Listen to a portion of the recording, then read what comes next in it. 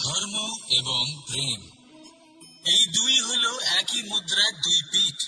যদি এদের মধ্যে কোনোটা নষ্ট হয়ে যায় তাহলে দ্বিতীয়টাও থাকে না। কখনো ভেবেছেন এমন কেন হয়? তার জন্য আগে আপনাকে বুঝতে হবে যে ধর্ম আসলে কি। ধর্ম সেটাই যা এই সংসারের প্রত্যেক মানুষকে একে অপরের সাথে সুখ এবং শান্তিতে থাকতে প্রেরণা যোগায়। এই প্রেরণার আধার হলো প্রেম। প্রেম সেটাই যা আপনার মধ্যে অন্য কারোর প্রতি করুণাবোধ জাগিয়ে তোলে, সম্মান জাগিয়ে তোলে। এবার যদি চলে যায় তাহলে সবার আগে বিনাশ হবে সম্মান আর করুণাবোধের।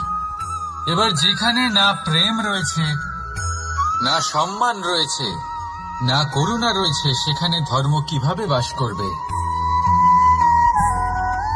অশুভ ইচ্ছে জাগ্রত হয়ে ওঠে, ক্রোধ জাগ্রত হয়ে ওঠে, অহংকার জাগ্রত হয়ে ওঠে, আর তারপর আরম্ভ হয় অধর্মের।